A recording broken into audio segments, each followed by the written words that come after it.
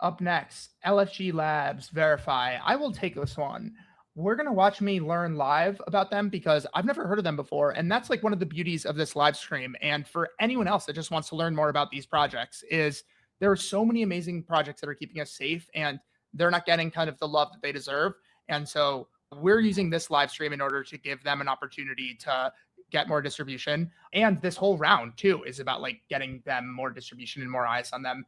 So let's learn together about LFG Labs and Verify.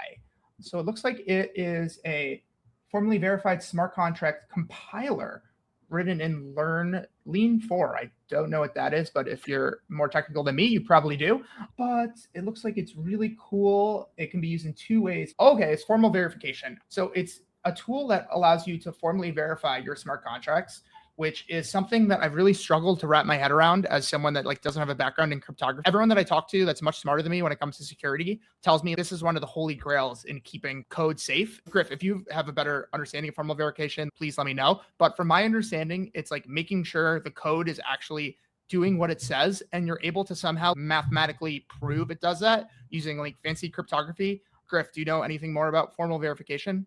I can't say that I'm an expert in formal verification, but what I can say is this is the kind of tooling that they use for airplanes and for military. And this is like when you really have to rely on code and lives are on the line, you formally verify it.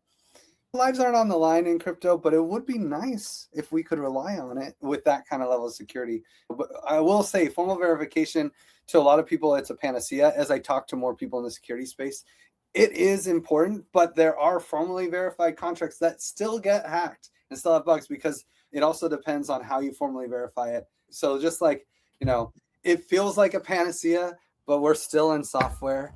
It's never that good. It's like if you have a really strong shield, there's still gaps between atoms in that metal shield, So like, I feel like formal verification is basically like that, but there's subatomic particles that can still get through there. So like, it's as good as we can get.